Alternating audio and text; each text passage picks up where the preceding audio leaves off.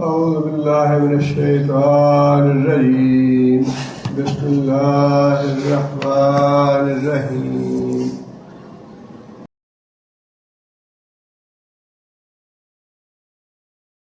وقالوا هذه أنعام وحرث حجر، اور وہ کہتے ہیں یہ مویشی و حرث اور کھیتیاں حجر محفوظ ہیں، روکی ہوئی ہیں۔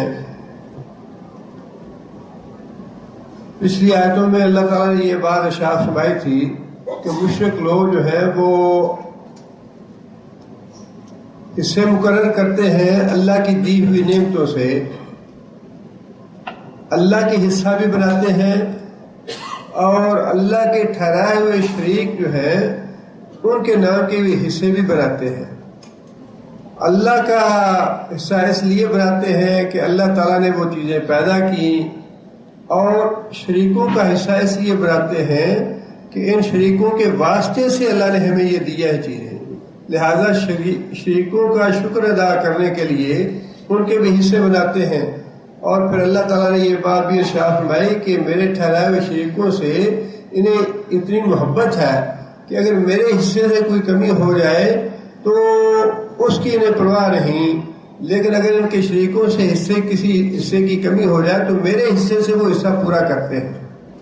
اللہ کو تو شریکوں کا حصہ نہیں پہنچتا، لیکن شریکوں کو اللہ کا حصہ مل جاتا ہے۔ اب اسی چیز کو اللہ تعالیٰ، چونکہ شرک کے بارے میں ساری باتیں ہیں، اس لیے ان کے شرکیہ امور جتنے تھے وہ اللہ تعالیٰ واضح فرما رہے ہیں، اور مطلوب یہ ہے کہ امت کو بتایا جائے کہ یہ سارے امور شرکیہ ہیں اور ان سے امت کو بچنا چاہیے۔ اب دوسری بات اللہ تعالیٰ یہاں یہ ارشاد فرما رہے ہیں کہ ان کا ایک شرکیہ عمل یہ تھا، کھیتی ہے، اس میں سے بھی وہ کھیتی جو ہے وہ اپنے ٹھہرائے ہوئے شریکوں کے نام نظر کر دیتے کہ یہ جو کھیت ہے ہمارا، یہ ہم نے حضرت صاحب کے نام نظر کر دیا ہے یا فلاں دربار کے نام پہ لگا دیا ہے۔ اسی طرح اپنے پاس جانور جو تھے، یہ اونٹ جو ہے یہ دربار کے نام کا ہے، اور یہ گائے جو ہے یہ دربار کے نام کی ہے، اب اس سے ہم فائدہ نہیں اٹھا سکتے، ہم اس کو استعمال نہیں کر سکتے۔ بالکل ویسا ایسے معاملات آج بھی ہیں۔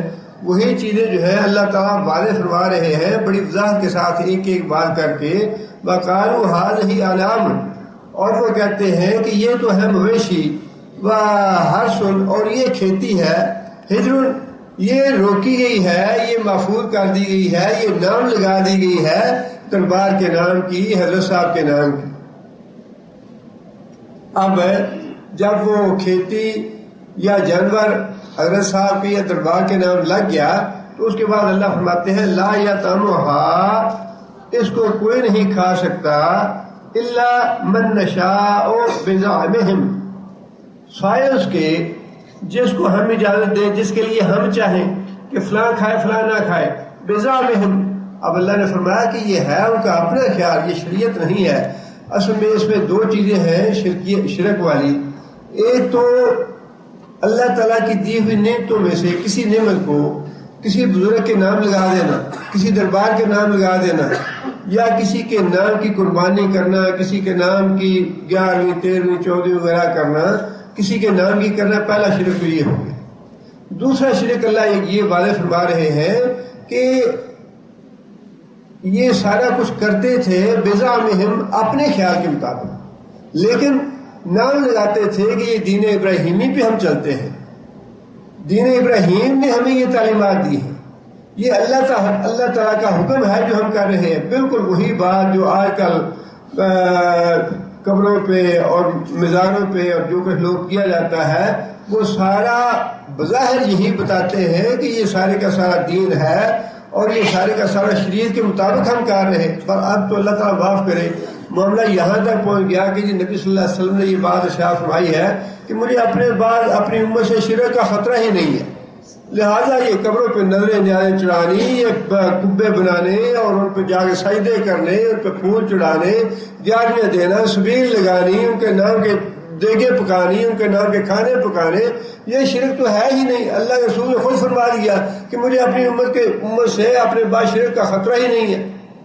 معاملہ اب یہاں تک پہنچ گیا، اور بالکل یہی جرم جو تھا وہ کفار مکہ کا تھا کہ جو بھی شرکیہ امور کرتے، پہلی بات تو یہ کہ شرکیہ عمل کرتے ہو، اور دوسرا جرم ان کا یہ تھا کہ وہ جتنے بھی شرکیہ امور تھے انہیں نام کس کے لگاتے؟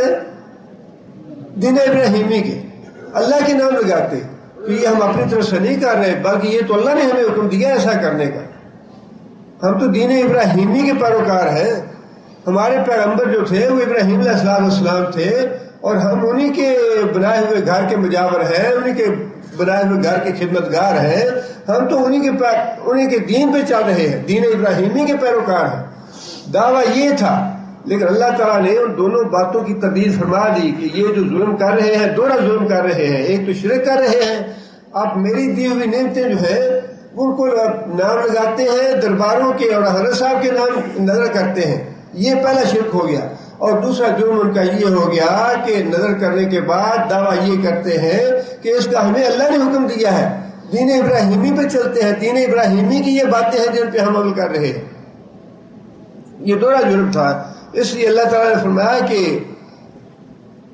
جب وہ نام لگا دیتے ہیں کھیتی کو یا جانور کو میرے ٹھہرائے ہوئے شریکوں کے نام، تو پھر اس کے بعد یہ خود ہی فیصلہ کرتے ہیں کہ یہ جو ہم نے کھیتی حضرت صاحب کے نام لگائی ہے اور جو جانور حضرت صاحب کے نام کیا ہے، اس میں سے کون کون کھائے گا کون نہیں کھائے گا۔ وَأَنْعَامٌ حُرِّمَتْ ظُهُورُهَا، وَأَنْعَامٌ بعض مویشیوں کے بارے میں وہ یہ کہہ دیتے حرمت حرام کی گئی، ظہورها ان کی پشتے حرام کرنے سے مراد یہ ہے کہ ان کے اوپر سواری نہیں کریں گے۔ اب یہ نظر ہو گیا حضرت صاحب کے نام کا، دربار کے نام کا، اب یہ محترم بن گیا جانور۔ اب یہ اونٹ جو ہے اس کو ہم ہاتھ نہیں لگا سکتے، اس پہ ہم سواری نہیں کریں گے، یہ حضرت صاحب کا اونٹ ہے، یہ دربار شریف کا اونٹ ہے۔ لہذا بعض جو ان کے جانور ہوتے جن کو وہ درباروں کے نام لگا دیتے یا میرے ٹھہرائے ہوئے شریکوں کے نام لگا دیتے، ان کے بعد یہ خود ہی فیصلہ کر لیتے کہ ان کا احترام کرنا ہے، اب ان پہ سواری نہیں کرنی، ان کی پیٹھیں جو تھیں اس کو اپنے اوپر حرام کر لیتے، حرمت ظہورها، ان کی پیٹھوں کو اپنے اوپر حرام کر لیتے، ان پہ سواری کرنا منع کر دیتے۔ اسی طرح وَأَنْعَامٌ بعض مویشیوں کے بارے میں یہ کہتے لا یذکرون اسم اللہ علیہا، لا یذکرون اسم اللہ علیہا، اس کے اوپر اب اللہ کا نام نہیں لیا جائے گا، یہ حضرت صاحب کا ہو گیا، نہ تو اس کا دودھ دوہتے ہوئے اللہ کا نام لینا ہے، نہ ہی اس کو ذبح کرتے ہوئے اللہ کا نام لینا ہے، نہ ہی اس سے کوئی اور فائدہ اٹھاتے ہوئے اللہ کا نام لینا ہے، یہ تو پکا حضرت صاحب کا ہے۔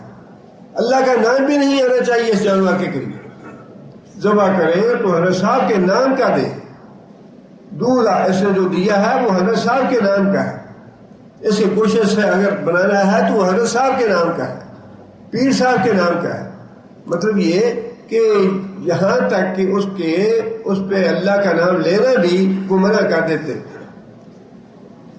آگے اللہ نے پھر وہی بات ارشاد فرمائی، افتراء علیہ، یہ جھوٹ گاڑ رہے ہیں اللہ پہ، جھوٹ گاڑ رہے ہیں اللہ پہ۔ ایک تو خیر شرک جو ہے بذات خود جھوٹ ہے، جو کچھ یہ اللہ کی دی ہوئی نعمتوں کو دوسروں کے نام کر رہے ہیں یہ بھی جھوٹ ہے، لیکن یہاں جو اللہ تعالیٰ بات ارشاد فرمانا چاہ رہے ہیں وہ یہ ہے، اب ان کا یہ جو دعویٰ ہے کہ ہم دین ابراہیمی کے پیروکار ہیں اور اللہ نے جو حکم دیا ہے اس کے مطابق ہم یہ سارے کام کر رہے ہیں، اللہ فرماتے ہیں یہ بالکل جھوٹی بات ہے، یہ اللہ پہ جھوٹ باندھ رہے ہیں۔ سَيَجْزِيهِمْ بِمَا كَانُوا يَفْتَرُونَ، اور جو جھوٹ یہ گھڑ رہے ہیں اللہ بڑی جلدی ان کو اچھی سزا دے گا۔ آگے پھر وہی بات جو انہوں نے اپنے طور پہ بنا رکھی تھی، وَقَالُوا، اور وہ یہ بھی کہتے ہیں، مَا فِي بُطُونِ هَٰذِهِ الْأَنْعَامِ خَالِصَةٌ لِلذُّكُورِنَا،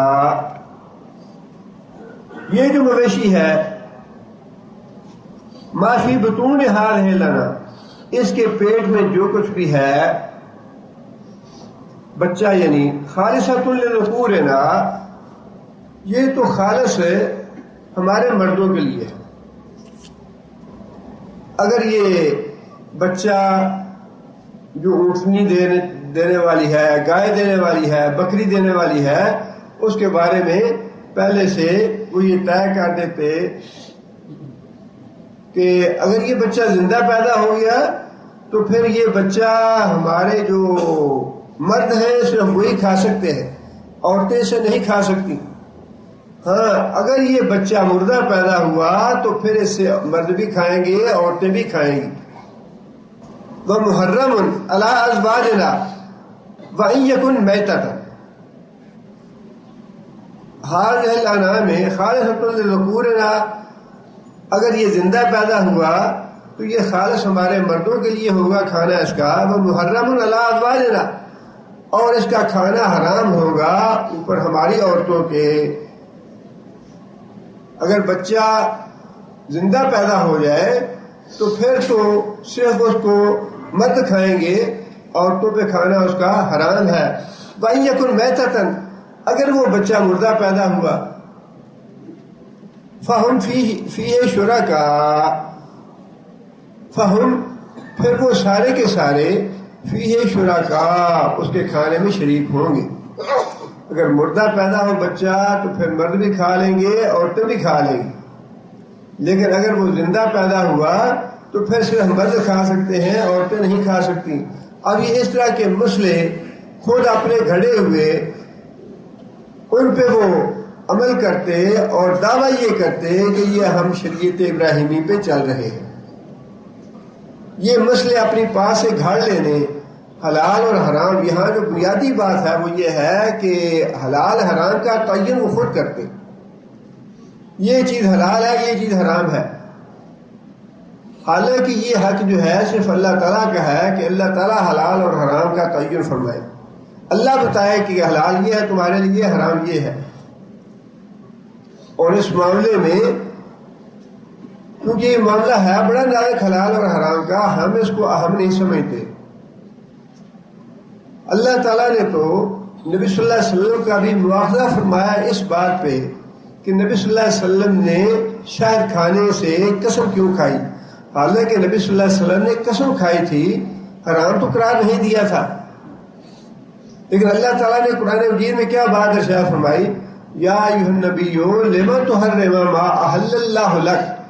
معاملہ حلال حرام کا اللہ تعالیٰ نے حرام اور حلال کا لفظ استعمال فرمایا وہاں پہ، حالانکہ حلال حرام کی بات نہیں تھی. وہاں نبی صلی اللہ علیہ وسلم نے بعد قسم کھائی تھی کہ آئندہ میں شہد نہیں کھاؤں گا. کسی دوسرے کو منع نہیں کیا یا کسی دوسرے کے سامنے اس بات کا اظہار نہیں کیا، اپنے طور پہ اپنے کسی زوجہ کے سامنے اس بات کا اقرار کیا کہ آئندہ میں شہد نہیں کھاؤں گا. اللہ نے جو معاوضہ فرمایا، اللہ تعالیٰ نے بڑا سخت معاوضہ فرمایا کہ تو نے حلال کو حرام کیوں قرار دیا ہے. جس کا مطلب یہ ہے کہ نبی صلی اللہ علیہ وسلم کو بھی اس بات کا اختیار نہیں ہے کہ وہ کسی حلال چیز کو حرام قرار دیں یا حرام کو حلال قرار دیں. جب نبی صلی اللہ علیہ وسلم کے پاس حضرت عدی بن حاتم آئے اسلام لانے کے لیے تو نبی صلی اللہ علیہ وسلم نے یہ بات ان سے اقرار کروایا اس بات کا کہ ہم اللہ کے علاوہ کسی دوسرے کو اپنا رب نہیں بنائیں گے. حضرت عدی نے کہا کہ یا رسول اللہ ہم کسی دوسرے کو اپنا رب تو نہیں کہتے تھے. نبی صلی اللہ علیہ وسلم نے فرمایا کہ کیا تم ایسا نہیں کرتے تھے کہ تمہارے علماء جس چیز کو حلال کہتے تم اسے حلال سمجھتے، جس کو حرام کہتے اس کو تم حرام سمجھتے. حضرت عدی کہنے لگے کہ ہاں یا رسول اللہ یہ تو ٹھیک ہے. فرمایا کہ یہی تو رب بنانا ہے، کسی کے حلال ٹھہرائے ہوئے کو حلال سمجھ لینا، کسی کے حرام ٹھہرائے ہوئے کو حرام سمجھ لینا، یہی تو رب بنانا ہے. اب اگر مسلمان یہ مسئلہ بنا لے، اچھا جی قبر پہ جا کے سجدہ کرنا جو ہے یہ شرک نہیں ہے، قبر پہ نظر نیاز یعنی شریک نہیں، یہ شرک نہیں ہے، یا چڑھانے شرک نہیں ہے. اس کا مطلب یہ ہے کہ شریعت اللہ کے رسول نے تو یہاں تک یہ بات ارشاد فرمائی کہ ایک آدمی جو ہے مکھی کا چڑھاوا چڑھانے پہ جہنم میں گیا اور مکھی کا چڑھاوا نہ چڑھانے پہ جنت میں گیا۔ اللہ کے رسول نے تو واضح فرمایا کہ ایک گاؤں میں لوگ اس وقت تک کسی بھی مسافر کو گزرنے نہیں دیتے تھے جب تک وہ کوئی نہ کوئی چڑھاوا نہ چڑھائے قبر پہ۔ اب آدمی دو گزرے تو انہوں نے کہا کہ چڑھاوا چڑھانا ہوگا۔ ایک نے کہا کہ میرے پاس کوئی چیز نہیں ہے چڑھانے کی، اس نے کہا کہ اچھا مکھی مار کے چڑھا دو، لیکن چڑھانا پڑے گا۔ اس نے مکھی مار کے چڑھا دی اس قبر پہ۔ دوسرے نے کہا کہ میں تو کچھ نہیں چڑھاؤں گا، اس کو قتل کر دیا انہوں نے۔ جو قتل ہو گیا وہ جنت میں چلا گیا، جس نے مکھی چڑھا دی وہ جہنم میں چلا گیا۔ مسئلہ تو واضح ہو گیا کہ کسی قبر کے نام جانور کرنا، کسی قبر کے نام پہ چڑھاوا چڑھانا، کسی قبر پہ نظر نیاز دینی، کسی نظر پہ جا کے پھولوں کی چادر چڑھانی یا ایسا کوئی بھی کام کرنا، یہ شرک اکبر ہے۔ مسئلہ تو واضح ہو گیا۔ اب اس کو جو حلال کرنے والے ہیں وہ رب بنے ہوئے ہیں، اپنے پیروکاروں کے، اپنے مریدوں کے رب بنے ہوئے ہیں، جو یہ بتاتے ہیں کہ یہ حرام نہیں، یہ حلال ہے، اور نام لیتے ہیں رسول اللہ صلی اللہ علیہ وسلم کا کہ رسول اللہ صلی اللہ علیہ وسلم نے فرمایا تھا کہ مجھے اپنے پاس شرک کا ڈر نہیں ہے۔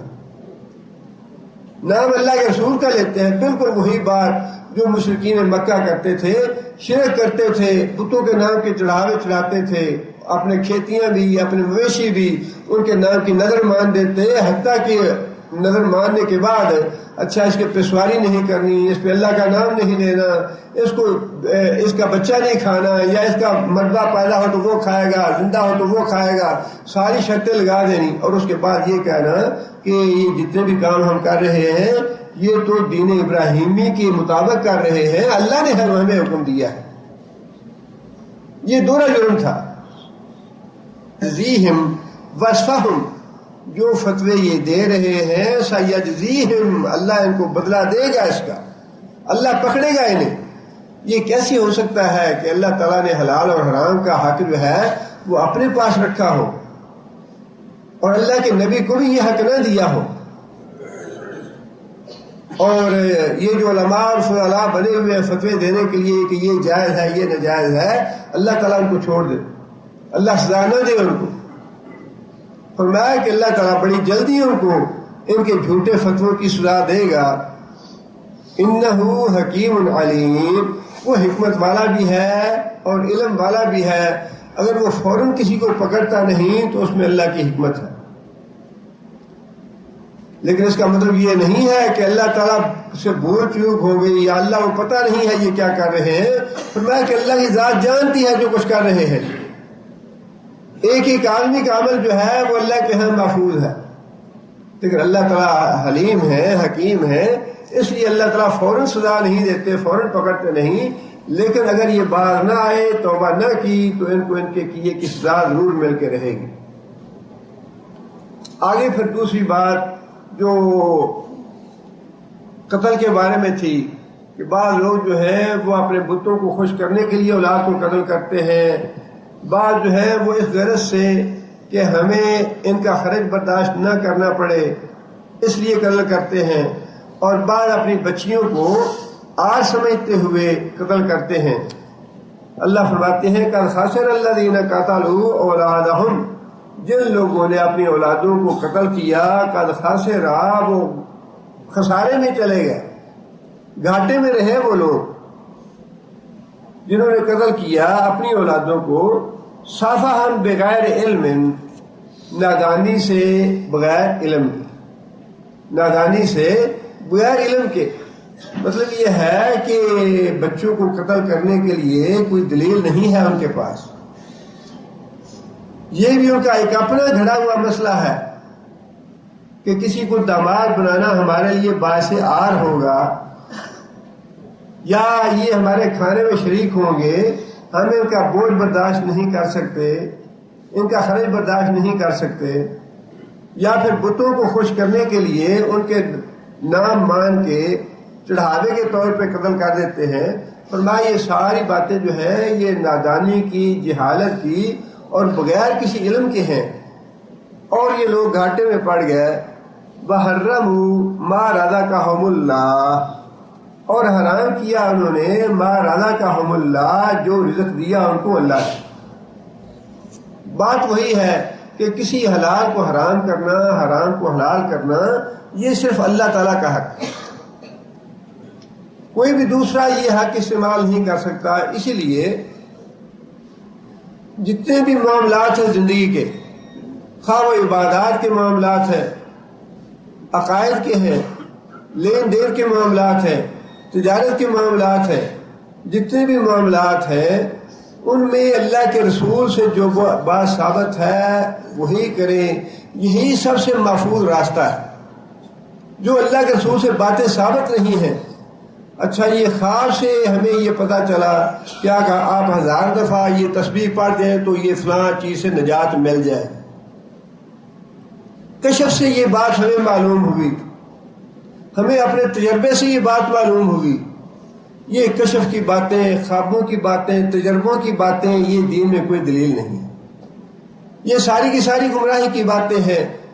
صراط مستقیم یہی ہے کہ جو چیز جتنی اللہ کے رسول سے ثابت ہے وہی کرے، اسی کا اللہ کے ہاں اجر اور ثواب ہے۔ کسی ناجائز کو جائز نہ بنائے اور کسی ناجائز کو جائز نہ بنائے۔ یہ اختیار اور یہ اتھارٹی صرف اللہ کی ہے۔ اللہ بتانے والے ہیں کہ یہ چیز اب ہمارے ہاں سوچ جو ہے یہ بڑی غلط ہے۔ اچھا جی قرآن خوانی میں کیا ہے؟ صرف قرآن ہی پڑھ رہا ہے نا، اس میں حرج کیا ہے؟ باقی دلیل تو یہ بڑی دل کو لگتی ہے کہ 15-20 آدمی اکٹھے ہو کے قرآن خوانی ہی کریں گے۔ قرآن پڑھنا تو بڑی اچھی بات ہے، لیکن یہ بات یاد رکھیے کہ کسی وقت بڑے سے بڑا نیک عمل بھی گناہ بن جاتا ہے، بڑے سے بڑا نیک عمل بھی گناہ بن جاتا ہے۔ آپ نماز پڑھتے ہیں اللہ کے لیے تو یہ نیکی ہے، آپ نماز پڑھتے ہیں کسی کو دکھانے کے لیے تو یہی نماز گناہ بن جائے۔ آپ ایک کام اللہ کو رضا کے لیے کرتے ہیں وہ نیکی ہے، ایک کام آپ کرتے ہیں دنیا کو دکھاوے کے لیے اور واہ واہ کہلوانے کے لیے، اونچا بننے کے لیے، اخباروں میں خبر چھپوانے کے لیے، وہی نیک کام جو ہے وہ گناہ بن جائے۔ اور اللہ کے رسول نے یہ جو بات ارشاد فرمائی نا کہ قیامت کے دن جو حساب ہونا ہے سب سے پہلے یہی ہے۔ اللہ کے وہ قاری جو ہے قرآن پڑھنے والا وہ تو بڑا نیکیاں کام کرنے والا ہے، ایک ایک حرف پہ 10-10 نیکیاں ملنے والی ہیں۔ فرمایا کہ سب سے پہلے اس کو لایا جائے گا، اس سے جواب دہی ہوگی، جواب طلب کیا جائے گا، اور وہ کہے گا یا اللہ میں نے تو قرآن پڑھ کے سنایا لوگوں کو۔ اللہ نے فرمایا کہ اب اللہ تعالیٰ نے یہی بات ارشاد فرمائی کہ حصل ما فی الصدور، قیامت کے دن جو سینوں کی باتیں ہیں میں منہ کو بھی نکال دوں گا، سینوں کی باتوں کا حساب ہوگا قیامت کے دن۔ حصل ما فی الصدور، فرمایا کہ ظاہر تمہارا یہی تھا کہ قرآن پڑھ کے سناؤ لوگوں کو دعوت دو، تبلیغ کرو اور لوگ نیکی کے راستے پہ، ظاہر یہی تھا تمہارا، لیکن فی الصدور کی بات یہ تھی کہ تم یہ چاہتے تھے کہ لوگ یہ کہیں کہ ہاں جی قاری صاحب کی کیا بات ہے، بڑی خوبصورت آواز ہے، ساری دنیا جو ہے سر دھنتی ہے، جب سننے لگتی ہے تو جادو ہو جاتا ہے، جادو ہے ان کی قرات میں، بڑا اچھا باز کرتے ہیں، بڑا خوبصورت باز کرتے ہیں، بڑا اثر ہے ان کی زبان میں، واہ واہ کرتے ہیں لوگ۔ قاری صاحب کو اللہ فرمائیں گے کہ قاری صاحب کو الٹے منہ کر کے جہنم میں گھسیٹ کے ڈال دو، قاری صاحب۔ اسی طرح فرمایا کہ شہید کو بھی ایسے ہی جہنم میں ڈالا جائے گا، صحیح کو بھی ایسے ہی، جو اللہ کی راہ میں بڑا مال خرچ کرنے والا تھا اس کو جہنم میں ڈال دیا جائے۔ اس لیے کہ یہ جو چیز ہے، فلاں چیز جائز ہے، فلاں ناجائز ہے، فلاں حلال ہے، فلاں حرام ہے، اللہ نے اپنے علاوہ کسی دوسرے کو اس کا اختیار دیا نہیں، کسی کو اس بات کی اجازت نہیں کہ کسی کو یہ بتایا جی کیا حرج ہے اس میں قرآن خوانی کر لینے میں۔ اللہ کے رسول نے ساری عمر کی یا نہیں کی؟ اللہ کے رسول نے حضرت ابراہیم کا عید میلاد منایا کہ نہیں منایا؟ رسول اللہ صلی اللہ علیہ وسلم نے حضرت عیسیٰ کا عید میلاد منایا کہ نہیں منایا؟ اب اللہ کے رسول نے نہ تو عید میلاد منائی، نہ اللہ کے رسول نے قرآن خوانی کرائی۔ ہم کہتے ہیں جی جس کو عید میلاد نہیں پسند ہے یا جس کو خوشی نہیں ہے وہ تو شیطان ہے۔ اللہ کے رسول نے کیا یا نہیں کیا اس کی ہمیں پرواہ نہیں ہے. ہم نے اس کو حلال قرار دیا، حلال نہیں بلکہ ثواب کا باعث قرار دیا کہ یہ تو بڑے ثواب کی بات ہے، قرآن خوانی بڑے ثواب کی بات ہے. اور اس بات کی تقریر سارے علماء کو ہوگی کہ یہ قرآن خوانی کیوں. ہم کہتے ہیں کہ یہ جائز ناجائز بنانے کا حق یا حلال حرام کرنے کا حق جو ہے، قابل ثواب اور قابل عذاب چیزیں بتانے کا حق صرف اللہ کو ہے، یا پھر اللہ کے بعد اللہ کے رسول کو جو کچھ اللہ نے بتا دیا رسول اللہ صلی اللہ علیہ وسلم. نہ قرآن خوانی اللہ کے رسول نے خود کی نہ بتائی، قرآن شریف نہ اللہ کے رسول نے کی نہ کسی کو بتائی. عید میلاد نہ رسول اللہ صلی اللہ علیہ وسلم نے منائی حضرت ابراہیم کی، نہ حضرت موسیٰ اور حضرت عیسیٰ کی، اور نہ ہی حضرت ابوبکر اور حضرت عمر نے رسول اللہ صلی اللہ علیہ وسلم کی عید منائی. تم نے جائز کیسے کر دیا؟ تم نے حلال کیسے کیا اسے؟ تم کیسے کہتے ہو کہ اس کا ثواب ہوگا؟ اس لیے جو انتہائی محفوظ راستہ ہے دین کا، محفوظ راستہ، خواہ وہ آپ کو چھوٹا ہی لگے تھوڑا ہی لگے، محفوظ راستہ یہی ہے کہ اللہ کے رسول سے جو بات ثابت ہے وہ کریں، جو ثابت نہیں ہے وہ نہ کریں. آگے اللہ فرماتے ہیں افتراء علی اللہ. اللہ فرماتے ہیں کہ یہ جتنے بھی حلال حرام کے مسئلے بتا رہے ہیں افتراء علی اللہ، یہ سارے کے سارا جھوٹ ہے اللہ کے نام پہ. جب آپ یہ بات کہیں گے کہ شریعت میں یہ ہے، اس کا اجر و ثواب ملے گا، اس کا مطلب یہ ہے کہ یہ دین بنا کے آپ بتا رہے ہیں لوگوں کو. اور جب دین بنا رہے ہیں، دین بتا رہے ہیں، تو اس کا مطلب یہ ہے کہ آپ یہ بات کہہ رہے ہیں کہ اس کا حکم اللہ نے دیا ہمیں. اور جب آپ یہ کہیں گے کہ اس کا حکم اللہ نے دیا تو وہی بات ہو جائے گی افتراء علی اللہ، کہ یہ تو اللہ تعالیٰ کے نام بالکل جھوٹی بات ہے جو تم کر رہے ہو. قذلوا، جنہوں نے یہ فتوے دیے حلال حرام کے، قذلوا وہ گمراہ ہوئے، وما كانوا مهتدين اور وہ کبھی بھی ہدایت یافتہ نہیں تھے، کبھی بھی سیدھے راستے پہ جانے والے نہیں تھے. مطلب کیا اس کا؟ مطلب یہ کہ جن لوگوں نے یہ حلال حرام کے مسئلے تمہیں بتائے ہیں تو تمہارے آباء و اجداد ہے، تو تمہارے بزرگ وہ ہے، تو تمہارے علماء فضلاء وہ. لیکن فرمایا کہ قذلوا ہے وہ گمراہ. دیکھیں نا، حلال حرام عام آدمی تو نہیں بتاتا. حلال حرام کے مسئلے تو جو ٹی وی پہ بیٹھے ہوئے فتوے دینے والے وہی بتاتے ہیں نا. بڑا مقام ہے ان کو، ان کے ماننے والے ان کو حضرت صاحب اور امام صاحب اور مولانا صاحب اور مفتی صاحب اور پتہ نہیں کیا کیا فتوے دیتے ہیں. حلال حرام کی باتیں تو وہی بتاتے ہیں جو ٹی وی چینلوں میں بیٹھے ہوئے ہیں. اللہ تعالیٰ انہی کے بارے میں فرما رہے ہیں قذلوا، یہ جو مفتی اور یہ جو علماء ہیں جو حلال کو حرام اور حرام کو حلال بنانے والے ہیں، قذلوا یہ خود بھی گمراہ ہے اور یہ کبھی بھی سیدھے راستے پہ نہیں تھے. ما كانوا مهتدين، ہدایت والے نہیں تھے. یہ ان کے بارے میں یہ نہ سمجھ لینا کہ یہ بڑے صاحب ہیں، بڑے اونچے مقام اور بڑے اونچے مرتبے میں بیٹھے ہیں. ان کے نام سے پہلے بڑے لاحقے اور ساقے لگے ہوئے ہیں اور بڑا اونچا نام ہے ان کا. اتنے گھنٹے کی تقریر کرتے ہیں یا اتنے گھنٹے یہ ٹی وی پہ آتے ہیں. فرمایا کہ اس دھوکے میں نہ رہنا. ضلوا، یہ گمراہ ہے جو اللہ کے جو کتاب و سنت کے مطابق فتوے نہیں دیتے. یہ حلال حرام کا پورا رکوع جو ہے، پورے بلکہ 2 صفحے اللہ تعالیٰ نے بڑی تفصیل کے ساتھ کہ یہ حلال کو حرام اور حرام کو حلال کیوں ٹھہراتے ہیں. یہ حق تو میرا ہے کہ میں بتاؤں کہ حلال حرام کیا ہے. یہ جتنی بھی بدعات ہے یہ ساری حرام کو حلال کرنے والی باتیں ہیں. جتنی بدعات ہے ساری حرام کو حلال کرنے والی باتیں ہیں. خواہ وہ عید میلاد کی بات ہو یا قرآن خوانی کی بات ہو یا کل کی بات ہو یا 10ویں کی بات ہو 40ویں کی بات ہو، یہ ساری بدعتیں ہیں اور ساری کی ساری بدعتیں حرام کو حلال کرنے والی ہیں. اللہ کے رسول سے ثابت نہیں ہے. اور جو چیزیں اللہ کے رسول سے ثابت نہیں ہیں ان حرام چیزوں کو حلال کیا ان علماء اور مفتیوں نے.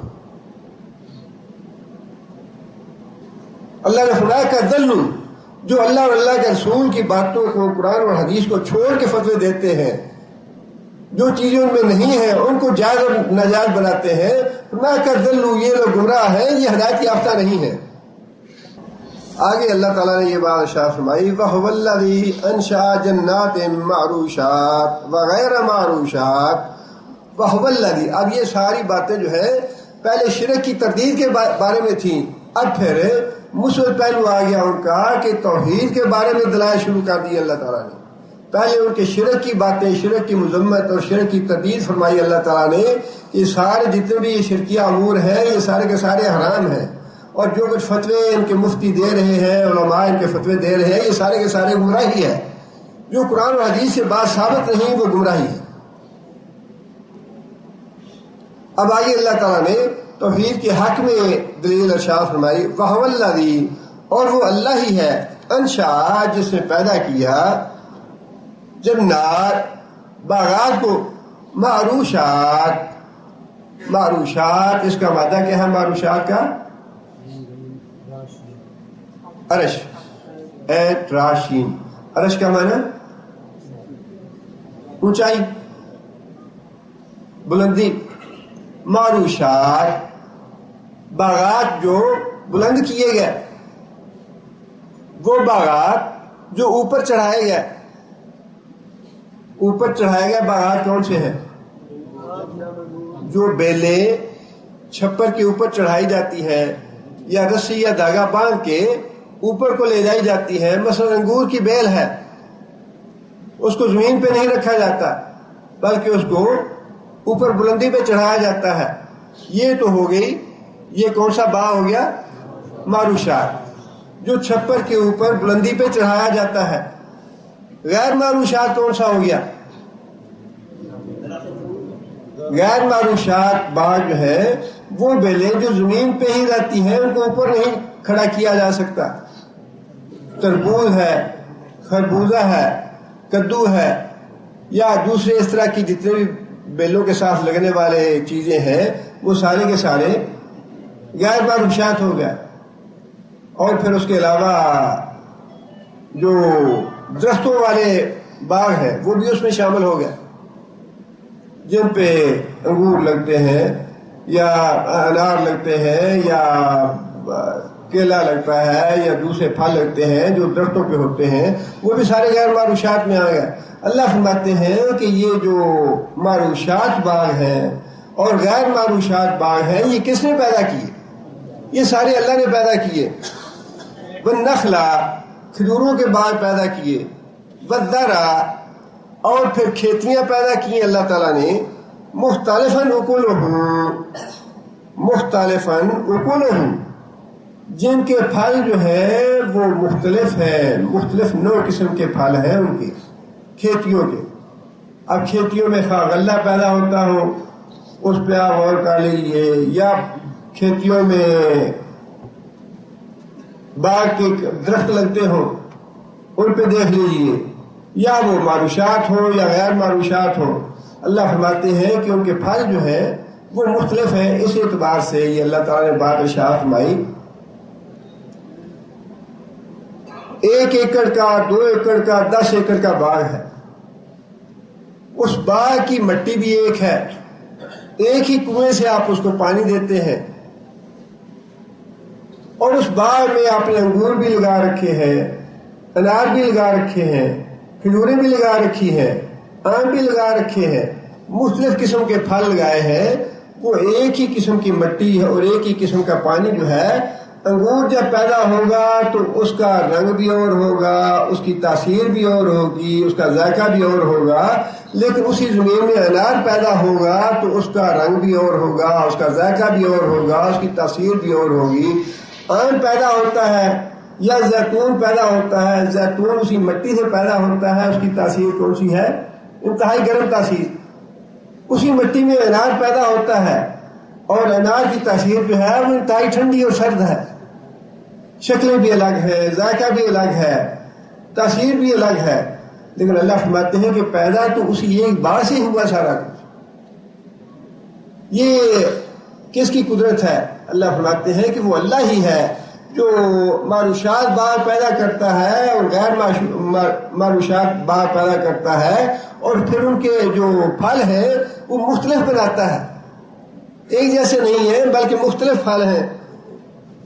اور یہ چیز اس سے پہلے ہم اسی سورہ میں 2-3 ہفتے پہلے بھی پڑھ چکے ہیں، وہاں بھی اللہ تعالیٰ نے توحید کے حق میں یہ دلیل ارشاد فرمائی، وَهُوَ الَّذِي أَنزَلَ مِنَ السَّمَاءِ مَاءً، وہ اللہ ہی ہے جس نے بلندی سے پانی نازل کیا، فَأَخْرَجْنَا بِهِ نَبَاتَ كُلِّ شَيْءٍ، اور پھر ہر طرح کی اللہ تعالیٰ نے نباتات بھی پیدا کیے اسے، فَأَخْرَجْنَا مِنْهُ خَضِرًا نُخْرِجُ مِنْهُ حَبًّا مُتَرَاكِبًا، پھر ہم نے اس سے سبزہ پیدا کیا اور اس پہ دانے لگتے ہیں تہ بر تہ دانے، ایک دانہ انسان لگاتا ہے 10 کونپلیں اس سے نکلتی ہیں، ہر کونپل کے اوپر 100 دانہ لگتا ہے اور 700 یا 1000 دانہ ہے وہ ایک دانے سے نکل آتا ہے۔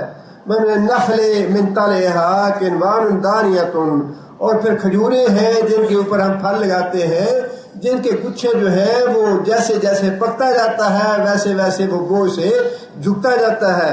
وجنات من اعناب، انگوروں کے باغ، والزیتون، زیتون کے باغ، والرمان، انار کے باغ، مشتبہن وغیر متشابہن، جو آپس میں ملتے بھی ہیں لیکن ذائقے میں ایک دوسرے سے مختلف ہیں۔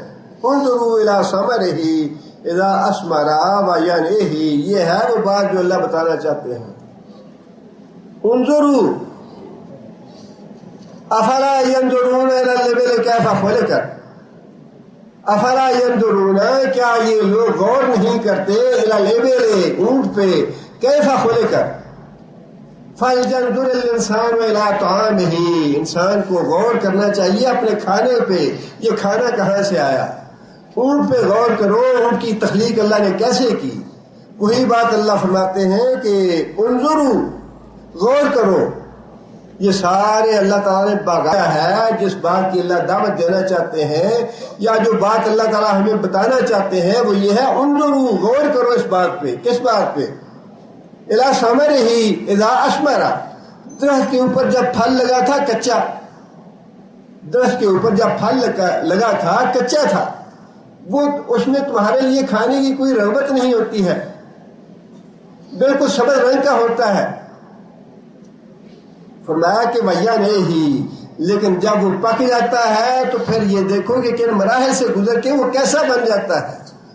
کھجور جب ابتدا میں لگتی ہے تو کیسی ہوتی ہے، اس کو کھانے کو یا توڑنے کو جی نہیں چاہتا کسی کا، لیکن جب وہ پکتے پکتے آخر میں پک کے زرد رنگ کی ہو جاتی ہے یا میوہ بن جاتا ہے تو کتنی رغبت پیدا ہو جاتی ہے کھانے کی اس میں۔ انار ہے، انسان کی اتنی جب پک جاتا ہے تو اتنی رغبت ہے کہ ایک انار اور 100 بیمار۔ کتنی اللہ تعالیٰ نے شفا رکھی ان چیزوں میں، زیتون میں کتنی شفا رکھی، انار میں کتنی شفا رکھی، کیلے میں، جتنے بھی اللہ نے پھل بنائے ہیں کتنی اللہ تعالیٰ نے غذائیت کے علاوہ شفا بہت زیادہ رکھی اللہ نے۔ فرمایا کہ تم غور کرو اس چیز پہ، جب یہ پھل لگتا ہے تو کیسا ہے، اور جب یہ پک جاتا ہے تمہارے کھانے کے لیے تیار ہو جاتا ہے پھر کیسا ہے۔ کون ان مراحل سے گزار کے اس کو پکاتا ہے؟ واللہ، وہ اللہ ہی ہے جو کچا لگاتا ہے اور اس کے بعد مختلف مراحل سے گزار کے اس کو پکا دیتا ہے، جسے تم بڑے شوق سے کھاتے ہو اور بڑے فائدے حاصل کرتے ہو اس سے، بڑی بیماریوں کا علاج کرتے ہو اس سے۔ ان فی ذالکم لآیات لقوم یؤمنون، جو لوگ ایمان لانا چاہتے ہیں ان کے لیے تو بڑا سبق ہے اس بات میں۔ یہ جو باغات ہیں اور یہ انگور اور انار اور کیلا اور کھجور، اللہ فرماتے ہیں کہ جو لوگ ایمان لانا چاہتے ہیں ان کے لیے تو بڑا سبق ہے ان باغات میں ہی، زمین سے اگنے والی چیزوں میں۔ اور وہی بات اللہ تعالیٰ نے یہاں ارشاد فرمائی، مختلف نقلہ، ایک ہی زمین میں ایک ہی پانی سے اللہ تعالیٰ باغ پیدا کرتے ہیں، مختلف اس کے پھل لگتے ہیں، اس کی مختلف تاثیریں ہوتی ہیں، مختلف اس کا رنگ ہوتا ہے، مختلف شکلیں ہوتی ہیں اس کی۔ والزیتون، زیتون کے باغ، والرمان، انار کے باغ، متشابہن، ایک دوسرے سے ملتے جلتے ہیں شکلوں میں۔ ایک درخت جو ہے یہاں پہ انار کا لگا ہوا ہے، ایک درخت جو ہے وہ 10 میٹر پہ لگا ہوا ہے، 10 میٹر پہ لگا ہوا انار جو ہے اس کا انار کڑوا ہے، جو اس 10 میٹر فاصلے پہ دوسرا لگا ہوا ہے اس کا میٹھا ہے۔ یہ ساری قدرت کس کی ہے؟ اور اللہ تعالیٰ نے تو، اللہ تعالیٰ یعنی کتنی نعمت ہے قرآن مجید، اگر انسان غور سے اس کو سمجھ کے تھوڑا پڑھے، اس سے بڑی نعمت دنیا میں کوئی نہیں۔ کیسے کیسے اللہ تعالیٰ نے باتیں ارشاد میں فرمایا، قریب سمندر میں تم نے دیکھا نہیں ہے کہ یہ پانی کی لہر ہے جو میٹھے پانی کی ہے، اس کے ساتھ ہی کڑوے پانی کی ہے، اور یہ ایک دوسرے سے تجاوز نہیں کرتے، دوسرے سے مکس نہیں ہوتے، سال ہر سال سے میٹھے پانی کی لہر جو ہے وہ اپنی سمت میں جا رہی ہے، کڑوے پانی کی جو ہے لہر وہ اپنی سمت پہ جا رہی ہے۔ اللہ کی قدرت ہے یہ کہ دونوں کو اللہ تعالیٰ نے قائم رکھا ہوا ہے، ایک دوسرے سے تجاوز نہیں کرتے۔ ایک ہی باغ ہے اور ایک ہی بیج ہے، ان دونوں ایک ہی کچھ فاصلے پہ، ایک طرف جو ہے وہ کڑوا پیدا ہو جاتا ہے، دوسرا طرف جو ہے وہ میٹھا پیدا ہو جاتا ہے۔ فرمایا یہ کس کی قدرت ہے؟ فرمایا کہ یہ سارا کچھ میں نے پیدا کیا ہے۔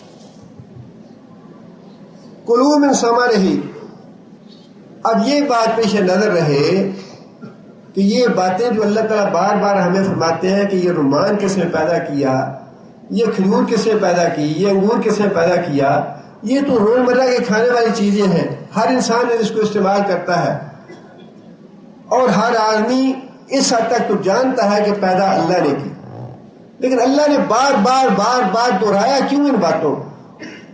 مقصد کیا ہے ان باتوں کو دہرانے کا؟ مقصد یہ ہے کہ یہ ساری چیزیں میری دی ہوئی ہیں، شکر میرا کرو، کسی دوسرے کا نہ کرنا، نظر نیاز میرے نام کی دینا، عبادت میری کرنا، شکریہ میرا ادا کرنا، یہ میری چیزیں کھا کے کسی دوسری جگہ پہ ساتھ جا کے نہ ٹکانا، کسی دربار پہ یا کسی خانقاہ پہ نہ چلے جانا، میں نے دیا ہے، میں نے پیدا کیا ہے، یہ میری نعمتیں ہیں، میرا شکر ادا کرنا، میری عبادت کرنا، میرے نام کی نظر نیاز دینا۔ بات تو ایک ہی کافی، ایک دفعہ کہہ دینی کافی تھی، لیکن بار بار اللہ تعالیٰ نے وہی باتیں دہرائی ہیں، اور پھر دیکھیے کہ یہ اللہ تعالیٰ کا کتنا بڑا احسان ہے۔ اگر مطلوب یہی ہوتا کہ انسان کا پیٹ بھرنا ہے، اگر مطلوب صرف یہ ہوتا کہ دنیا میں انسان آیا ہے، اس سے زندگی بسر کرنی ہے، اس کے کھانے پینے کے لیے کچھ چاہیے، تو کھانے پینے کے لیے تو پھر من سلوا کافی تھا، اس سے زیادہ کی کیا ضرورت تھی؟ من سلوا کافی تھا، اسی طرح کا اللہ تعالیٰ گندم پیدا کر دیتے اور زمین سے پانی پیدا کر دیتے، چشمے نکال دیتے۔ کھانے کے لیے گندم کافی تھی، پینے کے لیے پانی کافی تھا۔ انسان کی زندگی تو بسر ہوتی رہتی ہے نا، مرتا تو نہیں ہے انسان۔ جب گندم انسان کے پاس موجود ہو، پانی انسان کے پاس موجود ہو، تو زندگی بسر کرنے کے لیے یہ دو چیزیں کافی ہیں۔ اللہ تعالیٰ نے بار بار یہ کیوں باتیں دہرائی کہ میں نے یہ بھی بنایا، میں نے یہ بھی بنایا، میں نے یہ بھی دیا، میں نے یہ بھی دیا، میں نے یہ بھی تمہارا سامان لذت کیا ہے، تمہارے لیے سامان لذت پیدا کیا ہے۔ صرف کھانے تک محدود نہیں رکھا کہ صرف اپنا پیٹ بھر لو، صرف پیٹ بھرنے تک میں نے بات محدود نہیں رکھی، بلکہ میں نے تمہارے لیے سامان لذت بھی بنایا ہے۔ کھجور بھی تمہارے جہاں تمہاری غذائی ضروریات پوری کرتی ہے وہاں تمہاری لذت کا باعث بھی ہے۔ آم جو ہے وہ تمہاری غذا بھی ہے، تمہاری لذت کا سامان بھی ہے۔ انار جو ہے غذا بھی ہے، علاج بھی ہے، لیکن تمہاری لذت کا سامان بھی ہے۔ یہ لذت کا سامان اتنا سارا جو اللہ تعالیٰ نے اکٹھا کر دیا ہمارے لیے، کیا اس کا شکریہ یہی ہے کہ ہم اللہ کی نعمتیں کھا کے، اللہ کی نعمتیں حاصل کر کے نظر نیاز جو ہے وہ درباروں پہ جا چڑھا دے؟ کیا یہی حق ہے اس کا؟ کتنی بڑی نمک حرامی ہے یہ کہ کھائے تو انسان کسی کا اور شکریہ ادا کرے کسی دوسرے کا۔ یہی بات ہے جو بار بار اللہ تعالیٰ ہمیں ارشاد فرماتے ہیں کہ یہ بھی میں نے بنایا، یہ بھی میں نے کیا۔ انظروا فلینظر الانسان الی طعامہ، کھانے کو دیکھو، اونٹ کو دیکھو، یہ رمان کو دیکھو، کیلے کو دیکھو، کھجور کو دیکھو، باغات کو دیکھو، لیکن انسان کی دیکھنے کے لیے آنکھیں تو ہونی چاہیے۔ بھینس کی آنکھ والا کون دیکھے گا؟ اگر کسی کے پاس گدھے کی آنکھیں ہیں تو کیسے دیکھے گا وہ؟ جسے ساری زندگی نہ قرآن پڑھا ہے، نہ قرآن پہ غور کیا ہے، نہ کبھی اس بات کی ضرورت محسوس کی ہے کہ کس نے مجھے پیدا کیا، کیوں پیدا کیا، یہ مر کے لوگ جاتے کہاں ہیں، مرنے کے بعد ہوگا کیا؟ یہ کھیل اور تماشا نہیں ہے زندگی، یہ تو بڑا ہی اہم ہے، امتحان کی جگہ ہے۔ اور اللہ تعالیٰ نے ہمیں ایک لمحہ جو دیا ہے یہ امتحان کا لمحہ ہے۔ اللہ دیکھنا چاہتے ہیں کہ میں نے جو کچھ کہا ہے، جس مقصد کے لیے بھیجا ہے، کہاں تک انسان پورا کرتا ہے اس کو۔ فرمایا کہ جو پھل میں نے پیدا کیے باغ میں، متشابہن وغیرہ متشابہن، وہ شکلوں میں ایک دوسرے سے مشابہ ہیں لیکن ذائقے میں ایک دوسرے سے مختلف ہیں۔ کلوا من ثمرہ، اللہ تعالیٰ کے پیدا کیے ہوئے پھلوں کو کھاؤ، اجازت ہے ان کی۔ ان چیزوں کا جو پہلا مقصد ہے وہ تو یہ ہے کہ تمہیں اجازت دی جا سکتی ہے کہ یہ کھا سکتے ہو۔ دوسرا حکم کیا ہے؟ اذا اثمر، جب یہ پک جائے، تم کھاؤ ان پھلوں کو، اذا اثمر، جب یہ خوب پک جائے، وآتوا حقہ یوم حصادہ، وآتوا، اور ادا کرو اور دو، حقہ، حقہ، اس کا حق۔ کس کا حق؟ آتوا حقہ، یہ ہے دوسری بات۔ پہلی بات یہ تھی کہ میں تم پہ یہ انعام کر رہا ہوں، یہ احسان کر رہا ہوں کہ میں نے یہ چیزیں تمہارے لیے حلال قرار دی، ان کو کھانا تمہارے لیے جائز کر دیا۔ انار کھاؤ، انگور کھاؤ، کیلا کھاؤ، کھجور کھاؤ، دوسرے بازار کی چیزیں کھاؤ ہی نہیں، لیکن دوسرا حکم یہ ہے آتوا حقہ، کہ اس کا حق بھی ادا کرو۔ حقوق ضمیر جو ہے اللہ کے لیے بھی ہو سکتی ہے اور پھلوں کے لیے بھی ہو سکتی ہے۔ پھل کا حق ادا کرو یا پھر اللہ کا حق ادا کرو، مقصد دونوں کا ایک ہے کہ جو بھی نعمتیں اللہ نے دی ہے یہ نہ سمجھنا کہ یہ ساری کی ساری تمہارے لیے ہے، یہ نہ سمجھنا یہ ساری کی ساری تمہارے لیے ہے، بلکہ اس میں اللہ کا بھی حق ہے۔ اللہ چاہتے تو اس میں سے 50% یا 60% زیادہ حق رکھ لیتے اپنا۔ اللہ فرماتے ہیں کہ میں نے جو دیا ہے، اب انسان بزنس کرتا ہے، شراکت کرتا ہے، پیسہ انویسٹ کرتا ہے، اور عام طور پہ یہی ہوتا ہے جی اچھا میں نے پیسہ انویسٹ کیا تم محنت کرو، 50-50 کر لیں گے دونوں۔ اللہ بھی کہہ سکتے تھے کہ بھائی میں نے پانی نازل کیا، میری زمین ہے، میں نے اگایا اس کو، میں نے تمہیں دیا ہے، 50-50 کرو، 50 تم رکھ لو، 50 مجھے دے دو۔ لیکن اللہ تو رحمان اور رحیم ہے، اللہ نے تو محض امتحان لینا، اور اللہ کو پتا ہے کہ میں نے بخل رکھا ہے اس کے دماغ میں، بخیل ہے یہ، لالچی ہے انسان، اور پیسہ تو اتنی آزمائش ہے، اتنی زبردست آزمائش ہے، بھائیوں کو بھائی سے الگ کرتا ہے، باپ کو بیٹے سے الگ کر دیتا ہے، میاں کو بیوی سے طلاق دلا دیتا ہے، اتنے فتنے ہیں، اللہ تعالیٰ معاف کرے۔ لیکن انسان کو یہ سمجھ نہیں آتی کہ یہ تو ایک روٹی کا ٹکڑا ہے، اگر آج میرے ہاتھ میں ہے تو کل یہ جائے گا میرے ہاتھ سے کسی اور ہاتھ میں، یہ میرے ہاتھ میں رہنے والا نہیں ہے۔ سونے کو ذہب کیوں کہا گیا؟ ذہابہ کا معنی کیا ہے؟ ذہابہ کا معنی جانا ہے، تو اللہ نے تو نام ہی وہ دیا اس چیز کو کہ اگر تھوڑی سی عقل ہو انسان کی، کچھ مخ ہو، تو انسان اس پہ تکبر کرے ہی نہ کہ میرے پاس اتنا ذہب پڑا ہے۔ انسان سمجھے کہ یہ تو بیوقوفی ہے، یہ تو ہے ہی ذہب، یہ تو جانے والا ہے، آج میرے ہاتھ میں ہے کل کسی اور کے ہاتھ میں ہوگا۔ شیخ عبد القادر جیلانی رحمۃ اللہ علیہ نے واقعہ لکھا ہے کہ ایک میاں بیوی تھے، اور آدمی جو تھا وہ شوہر بڑے کڑوے مزاج کا، بڑے سخت مزاج کا تھا، ہر وقت ڈانٹ ڈپٹ کرتا رہے بیوی کو۔ اور ایک روز ایسا ہوا کہ دونوں میاں بیوی کھانا کھانے کے لیے بیٹھے، دروازے پہ ایک سوالی آ گیا، اس آدمی کو بڑا غصہ آیا اور اس نے سختی سے ڈانٹ دیا اس سوالی کو کہ کیا تم نے تنگ کر رکھا ہے، ہر وقت آتے ہو، یہ چاہیے وہ چاہیے، ہمارے پاس ایسے نہیں ہے، یہ حاجت ہے ہماری، ڈانٹا اس کو اور اس کو واپس بھیج دیا۔ شاعر لکھتے ہیں کہ کچھ عرصہ گزرا تو اس آدمی کے مزاج کی وجہ سے میاں بیوی کا نباہ نہ ہو سکا، اور اس آدمی نے اپنی بیوی کو طلاق دے دی۔ طلاق کے بعد اس عورت نے کسی دوسری جگہ شادی کر لی۔ شادی کرنے کے بعد دوسرا جو اس کا شوہر تھا وہ بڑا نرم مزاج اور اللہ سے ڈرنے والا اور نیک آدمی تھا۔ ایک روز اسی طرح کھانے کے لیے دونوں میاں بیوی بیٹھے،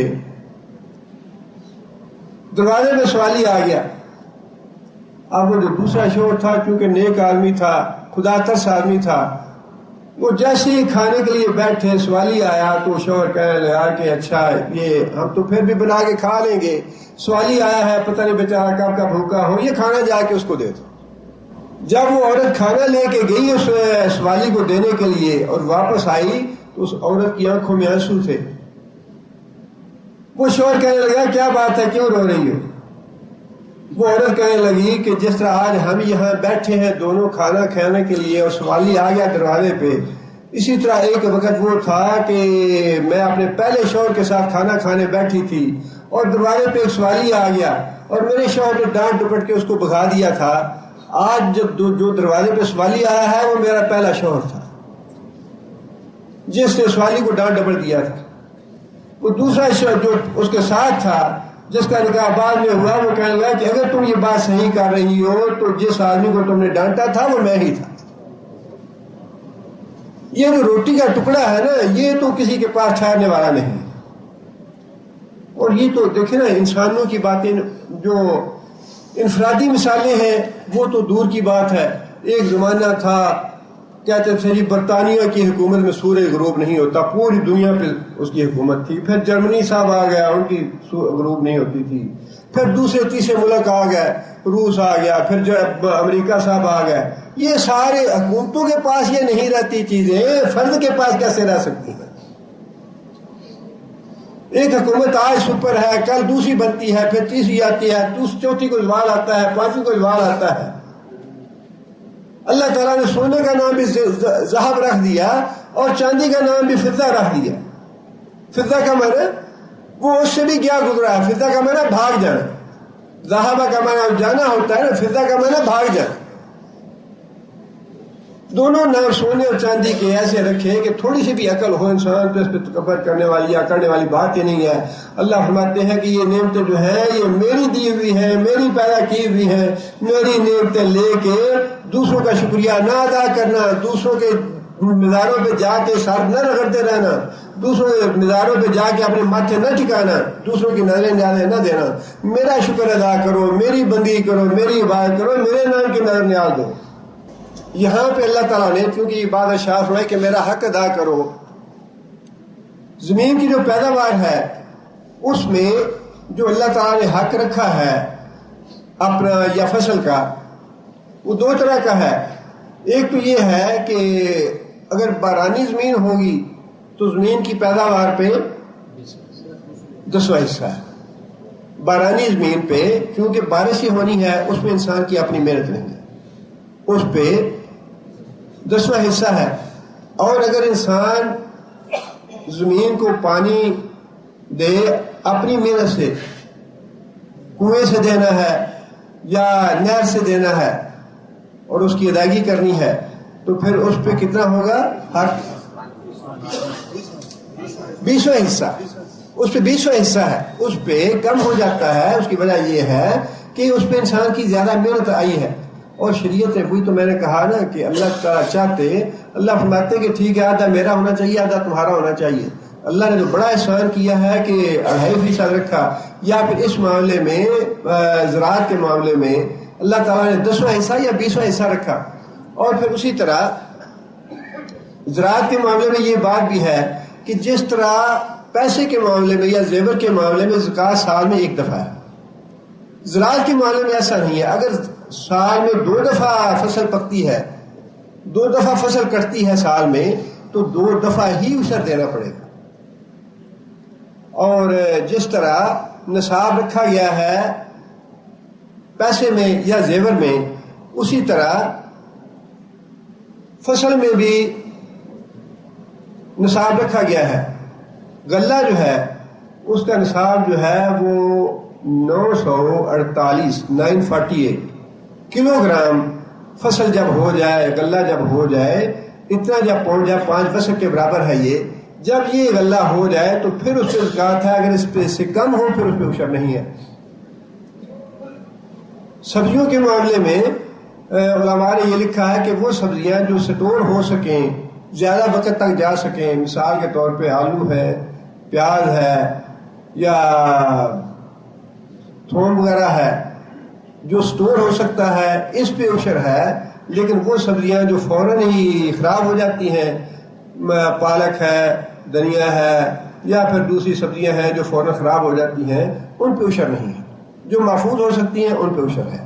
اور سال میں جتنی بھی فصلیں ہوں گی اتنا اس پہ عشر ہوگا.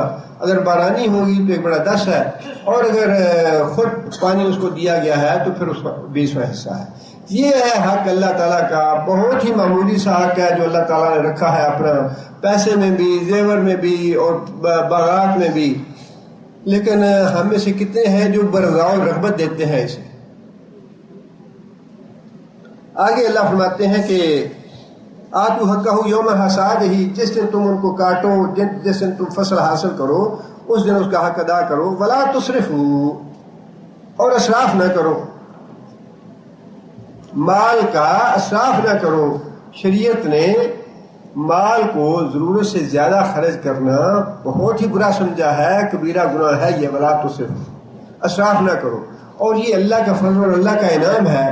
یہاں پہ اللہ تعالیٰ نے اسراف کا جو لفظ استعمال فرمایا وہ صدقے کے لیے بھی ہے، بلکہ علماء نے تو یہی لکھا ہے کہ صدقے کے معاملے میں بھی اللہ تعالیٰ نے اتنی رعایت فرمائی ہماری، اتنا احسان فرمایا کہ صدقہ کرتے ہوئے بھی اللہ نے فرمایا لا تسرفوا.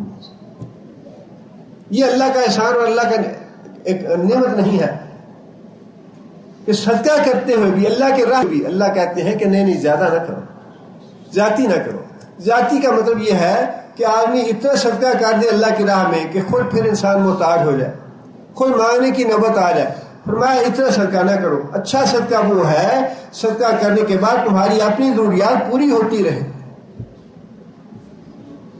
اور پھر کلوا واشربوا ولا تسرفوا، کھاؤ پیو اور اسراف نہ کرو.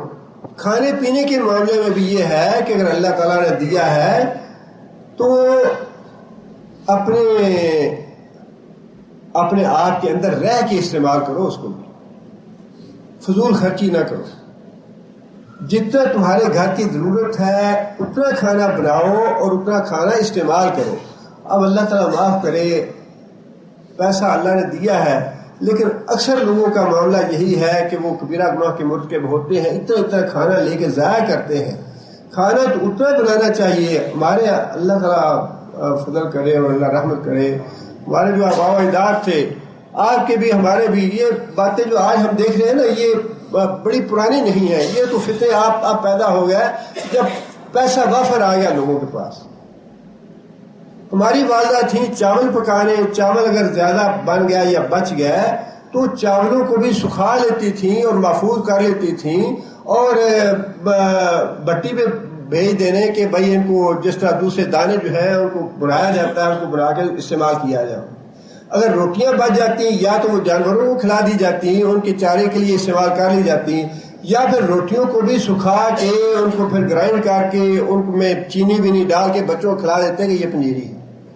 ایک دانہ جو ہے وہ بھی ضائع ہونے سے بچایا جاتا تھا. اب تو پرواہ ہی نہیں کی جاتی اس بات کی. کتنا کھانا تھا اچھا ہی اٹھا کے باہر بین میں پھیل. اللہ نے دیا ہے تو اس کی ناشکری نہیں کرنی چاہیے. پیسے کو اس طرح بے رحمی سے استعمال نہیں کرنا. نہ اپنے آپ پہ پیسہ بے رحمی سے استعمال کرے، نہ اپنی اولادوں پہ بے رحمی سے استعمال کرے. جتنا بھی بے رحمی سے پیسہ استعمال کریں گے کل کو یقیناً اس کا خمیازہ دنیا میں بھگتنا پڑے گا. یہی اولاد جو ہے جس پہ انسان بڑی محبت سے اور بڑی چاہ سے پیسہ وافر استعمال کرتا ہے، وہی نافرمان بن کے باعث عذاب بن جائے گی تمہارے لیے. جائز ضرورتیں پوری کرے اپنی اولاد کی، لیکن اولاد کو کھلی چھٹی نہ دیں، نہ اس کے ہاتھوں میں پیسہ دیں. زیادہ خرچ کریں اپنی اولاد پہ، اس کی جائز ضرورتیں پوری کرے، وہ ذمہ داری ہے ہماری. لیکن ان کو چور نہ کریں، ان کو بگاڑے مت. وہ کل کو اپنے لیے بھی مصیبت کا باعث بنے گی، ہمارے لیے بھی مصیبت کا باعث بنے گی. فرمایا کہ لا یحب المسرفین، اللہ اسراف کرنے والوں کو پسند نہیں کرتا. اللہ تعالیٰ نے قرآن مجید میں بھی یہ بات ارشاد فرمائی اور نبی صلی اللہ علیہ وسلم نے بھی یہ بات ارشاد فرمائی کہ اللہ تعالیٰ 3 باتوں کو پسند نہیں فرماتے. اللہ تعالیٰ 3 باتوں کو پسند نہیں فرماتے. ایک بات تو یہ کہ زیادہ سوال کرنا اللہ پسند نہیں فرماتے. دوسری فرمایا کہ زیادہ فضول باتیں کرنا، بلا وجہ بک بک کرتے رہنا، یہ ناپسندیدہ بات ہے. من سمت نجا، جو آدمی خاموش رہا نجا، اس نے نجات پائی۔ جتنا انسان اپنی زبان کو روک کے رکھے گا اتنا ہی اچھا ہے اس کے حق میں۔ اور تیسری بات یہ فرمائی کہ مال کو ضائع کرنا اللہ ناپسند فرماتے ہیں، مال کو ضائع کرنا اللہ ناپسند فرماتے ہیں۔ اور وہی بات یہاں فرمائی لا یحب المسرفین، اللہ تعالیٰ اسراف کرنے والوں کو پسند نہیں فرماتے۔ آگے پھر اللہ نے یہ بات ارشاد فرمائی وَمِنَ الْأَنْعَامِ، اور مویشیوں میں سے کچھ مویشی ایسے ہیں حمولتاً، جو بار برداری کے کام آتے ہیں، بوجھ اٹھانے کے کام آتے ہیں، حمولتاً وفرشاً، اور کچھ جانور ایسے ہیں جو چھوٹے قد والے ہیں۔ فرش کا مطلب یہ ہے جب یہ اونچائی کے مقابلے میں فرش کا لفظ استعمال ہو اس کا مطلب چھوٹا آتا ہے۔ اور پھر بعض مفسرین نے یہ بھی لکھا ہے کہ وہ جانور جن کے بال یا جن کی کھالیں فرش بنانے کے کام آتی ہیں، مطلب ان دونوں کا ایک ہی ہے کہ ہم نے تمہارے لیے ایسے مویشی بھی بنائے جن پہ تم بار برداری کرتے ہو، جن کے ذریعے تم اپنا سامان ایک جگہ سے دوسری جگہ منتقل کرتے ہو۔ اور پھر بعد ہم نے جانور ایسے بنائے ہیں جن کے بالوں سے فائدہ اٹھاتے ہو، جن کی کھالوں سے فائدہ اٹھاتے ہو، جن کے گوشت سے فائدہ اٹھاتے ہو، جو چھوٹے قد والے ہیں۔ کلوا مما رزقکم اللہ، پہلی بات تو وہی ہے کلو کھاؤ مما رزقکم اللہ، جو اللہ نے رزق تم کو دیا ہے وہ حلال ہے جب تک اللہ خود نہ فرما دے یہ حرام ہے۔ یہ فقہ کا اصول ہے، فقہ کا یہ اصول ہے کہ اللہ تعالیٰ نے جو بھی چیزیں پیدا فرمائی ہیں انسان کے لیے وہ حلال ہیں، الا ان چیزوں کے جن کے بارے میں شریعت خود وعدے نہ فرما دے کہ یہ حرام ہے۔ جب شریعت خود وعدے فرما دے گی کہ یہ چیز حرام ہے وہ ممنوع ہے۔ اس کے علاوہ جو بھی چیزیں اللہ نے پیدا فرمائی وہ تمہارے لیے حلال ہے۔ کلوا من ما رزقکم اللہ، جو اللہ نے رزق تم کو دیا ہے وہ کھاؤ تم۔ ولا تتبعوا خطوات الشیطان انہ لکم عدو مبین، لیکن شیطان کے قدموں کی پیروی نہ کرنا، شیطان کے پیچھے نہ جانا۔ شیطان کے پیچھے اللہ تعالیٰ نے یہ سارا مضمون جو ہے اس کو وائنڈ اپ اس آیت سے کیا کہ شیطان کے پیچھے نہ جانا۔ اب شیطان کے پیچھے نہ جانے سے مراد کیا ہے؟ وہی جن چیزوں کی بار بار اللہ نے تردید فرمائی نا شروع میں۔ ایک بات تو یہ کہ یہ ساری نعمتیں میری دی ہوئی ہیں، میرے علاوہ کسی دوسرے کا شکر نہ ادا کرنا۔ دوسرے کا شکر ادا کرو گے تو اس کا مطلب یہ ہے کہ تم نے شیطان کی پیروی کی، شیطان کے پیچھے گئے تم۔ اگر اپنے جانور جو ہے یا اپنی مویشی جو ہے یا اپنا مال جو ہے کسی بت کے نام پہ، کسی حضرت صاحب کے، کسی بارگاہ کے، کسی دربار کے نام پہ نظر کرو گے، وہاں جا کے شکرانے دو گے تو یہ تم میری پیروی نہیں کرو گے بلکہ شیطان کی پیروی کرو گے۔ اور دوسری بات جس پہ بار بار زور دیا اور بڑی سختی سے اور بڑی وضاحت کے ساتھ بار بار بات بتائی وہ یہ ہے کہ حلال کو حرام بنانا تمہارا کام نہیں ہے۔ کسی چیز کو خود تم حلال قرار نہیں دے سکتے، کسی چیز کو خود تم حرام قرار نہیں دے سکتے۔ میں نے جس کو حلال کیا ہے وہ حلال ہے، میں نے جس کو حرام کیا ہے وہ حرام ہے، میں نے جس کو جائز کہا وہ جائز ہے، میں نے جس کو ناجائز کہا وہ ناجائز ہے۔ جس کے بارے میں میں یہ کہوں کہ اس کا ثواب دوں گا اس کا ثواب ملے گا، جس کے بارے میں میں یہ کہوں کہ اس کا عذاب ہوگا اس کا عذاب ہوگا۔ میرے علاوہ کسی دوسرے کو یہ اختیار نہ دینا کہ وہ تمہارے لیے جائز اور ناجائز کا تعین کرے، تمہارے لیے حرام اور حلال کا تعین کرے، تمہارے لیے ثواب ملنے یا ثواب نہ ملنے کا تعین کرے۔ یہ صرف اللہ اور اللہ کے رسول کا حق ہے۔ اگر تم اللہ اور اللہ کے رسول کے حق کو چھوڑ کے یہ حق کسی دوسرے کو دو گے، خواہ وہ کتنا بڑا مفتی ہے، کتنا بڑا عالم ہے، کتنے بڑے پیر صاحب ہیں، حضرت صاحب ہیں، گدی نشین ہیں، اگر کسی دوسرے کو یہ حق دو گے تو اس کا مطلب یہ ہے کہ تم نے میری پیروی نہیں کی، شیطان کی پیروی کی۔ یہ ہے سارے اس جو مضمون تھا اس کا خلاصہ یہ ہے کہ میری دی ہوئی نعمتیں ہیں، میری دی ہوئی نعمتوں کا حق یہ ہے کہ میرا شکر ادا کرو۔ اور دوسری بات یہ کہ جو چیزیں میں نے تمہارے لیے حلال کی ہیں ان کو اپنے آپ حرام نہ کرو، جو میں نے حرام کیے ہیں ان کو خود تم اپنے لیے حلال نہ کرو۔ سبحان ربک رب العزت عما یصفون وسلام علی المرسلین والحمد للہ۔ یہ بھائی نے لکھا ہے کہ اللہ تعالیٰ نے جو حصے مقرر کیے ہیں اگر انسان نہیں نکالتا تو پھر اس کی کیا سزا ہے؟ اور دوسرا سوال یہ ہے کہ زکوٰۃ نہ دینے سے اور صدقہ دینے سے کیا ہوتا ہے؟ سیدھی سی بات ہے، اگر آپ کسی کمپنی میں کام کرتے ہیں اور وہاں کمپنی میں جا کے کمپنی کا حق ادا نہیں کرتے تو کیا نتیجہ ہوگا اس کا؟ وہ تو دوسرے دن پھٹے مار کے نکال دے گا، تنخواہ ملنی تو دور کی بات ہے، نکال دے گا وہ۔ نبی صلی اللہ علیہ وسلم نے یہ بات ارشاد فرمائی کہ جو آدمی سونے چاندی کی زکوٰۃ نہیں نکالتے، قیامت کے دن سونے چاندی کی تختیاں بنائی جائیں گی، ان کو آگ میں تپایا جائے گا، جہنم کی آگ میں، اور پھر اس کے پہلوؤں کو، اس کی پیٹھ کو، اس کی پیشانی کو اس سے داغا جائے گا ان پلیٹوں سے، اور فرمایا کہ جو مال کی زکوٰۃ ادا نہیں کرتا وہ مال جو ہے وہ ایک زہریلے سانپ کی شکل میں ہوگا جو اس کے گلے میں ڈالا جائے گا، اور وہ ڈسے گا اسے اور کہے گا انا کنزو کنا مالو۔ اور جانوروں کے بارے میں یہ بات ارشاد فرمائی کہ 50,000 سال کا دن ہوگا میدان حشر کا، اونٹوں کی زکوٰۃ ادا نہیں کی گئی ہوگی تو اونٹ جو ہے اپنے پاؤں سے کچلیں گے اسے 50,000 سال کے دن، اور اگر گائیں ہوں گی تو وہ اپنے پاؤں کے نیچے زکوٰۃ نہ دینے والوں کو کچلیں گی 50,000 سال تک۔ اسی طرح بکریوں کا معاملہ ہوگا۔ اور پھر یہ ہے کہ صدقہ دینے سے کیا ہوتا ہے، نبی صلی اللہ علیہ وسلم نے ساری باتیں وضاحت سے فرمائی ہیں کہ صدقہ جو ہے اللہ کے غضب کو ٹھنڈا کرتا ہے، اللہ کے غصے کو ٹھنڈا کرتا ہے۔ قیامت کے دن قیامت کے دن صدقہ جو ہے سایہ ہوگا جب کوئی سایہ نہیں ہوگا انسان کے لیے۔ اور پھر فرمایا کہ مصیبتیں، تکلیفیں، بیماریاں، پریشانی اور صدقہ یہ دونوں ایسے پیرلل چلتے ہیں، صدقہ اور اس کے مقابلے میں مصائب و آلام، یہ دونوں پیرلل چلتے ہیں۔ جو چیز آگے بڑھ جائے گی وہ دوسرے پہ غالب آ جائے گی۔ اگر صدقہ غالب آ جاتا ہے، صدقہ دیتے رہے آپ، تو صدقہ جو ہے پریشانیوں کو، تکلیفوں کو، دکھوں کو ان پہ غالب آ جائے گا، انہیں ختم کر دے گا۔ اور اگر صدقہ کرنا چھوڑ دیں گے، تکلیفیں، مصیبتیں، پریشانیاں یہ آپ کے گھر میں پڑ جائیں گی، ساری نکلے گی نہیں گھر سے۔ یہ تو اتنی بڑی بات ہے زکوٰۃ کا معاملہ اور صدقات کا معاملہ جو ہے بڑی وضاحت کے ساتھ، اور اس پہ اتنی کتابیں بھی ہیں، احادیث میں الگ الگ اس پہ احادیث دی ہوئی ہیں۔ ایک بھائی نے لکھا ہے کہ ان کے تنازل کا مسئلہ ہے، اللہ تعالیٰ کی پریشانی دور فرمائے، اور ایک بھائی نے لکھا ہے کہ ان کے والد صاحب کی طبیعت ٹھیک نہیں، اللہ تعالیٰ شفا علاج کاملہ عطا فرمائے۔ روح القدس کا معنی کیا ہے؟ حضرت جبرائیل علیہ السلام کو روح القدس کہا جاتا ہے۔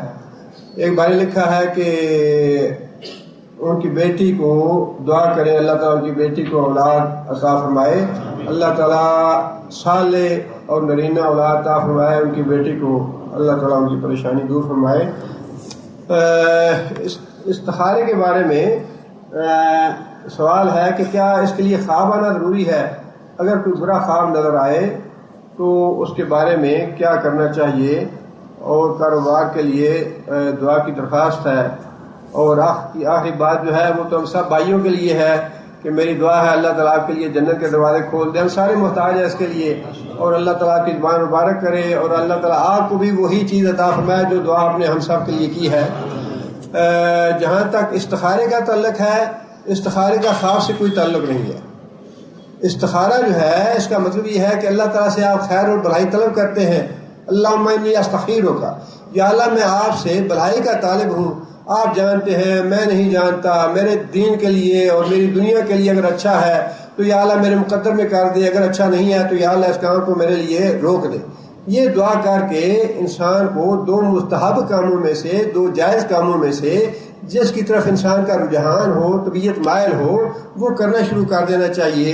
اگر اللہ تعالیٰ کی طرف سے وہ کام اچھا نہیں تو اللہ تعالیٰ رکاوٹ پیدا کر دیں گے اور وہ کام نہیں ہو سکے گا، اور اگر اللہ تعالیٰ کی طرف سے وہ کام آپ کے لیے اچھا ہے تو انشاءاللہ وہ کام آپ کی مرضی کے مطابق ہو جائے گا۔ یہ ہے استخارے کا مفہوم۔ باقی جو اس کے بارے میں اشارہ ملنا یا اس کے بارے میں کوئی خواب وغیرہ آنا، یہ ساری باتیں حدیث سے ثابت نہیں ہیں، یہ لوگوں کے اپنے بنائے ہوئے باتیں ہیں۔ اور دوسری بات یہ ہے کہ برے خواب کے بارے میں اللہ کے رسول نے یہی بات ارشاد فرمائی ہے کہ برا خواب جب آئے تو ایک تو یہ ہے کسی کو بتایا نہ جائے، الا یہ کہ کوئی بڑا صالح نیک آدمی اور خیر خواہ آدمی ہو اور انسان مشورہ کرنے کے لیے اسے بتائے۔ دوسری بات یہ ہے کہ فرمایا کہ برا خواب آئے اعوذ باللہ من الشیطان الرجیم 3 دفعہ پڑھ کے اپنے انسان دل کے اوپر پھونک مارے، جس میں تھوڑا تھوک بھی ہونا چاہیے. 3 دفعہ ایسا کرے انشاءاللہ وہ جو برا خواب ہوگا اس کا اثر نہیں ہوگا اس کی زندگی. ایک بھائی نے یہ لکھا ہے کہ ان کا بچہ عبد الرحمن ہے، عالم کورس کے لیے وہ داخلہ لینا چاہتا ہے. اللہ تعالیٰ ان کی نیت اور ارادہ پورا فرمائے، ان کے معاملات سہل اور آسان فرمائے، اور اللہ تعالیٰ ان کے بچے کو ان کی نیت اور ارادے کے مطابق عالم بھی بنائے اور عامل بھی بنائے اور مبلغ اور مدرس بھی بنائے. اللہ تعالیٰ ان کے لیے صدقہ جاریہ بنائے، ان کی آنکھوں کی ٹھنڈے بنائے اسے. ایک بھائی نے یہ لکھا ہے کہ اگر کوئی صاحب مرسلات سے آتے ہوں تو یہ بھائی ادھر سے آتے ہیں، انہوں نے اپنا نام اور اپنا موبائل نمبر بھی لکھا ہے.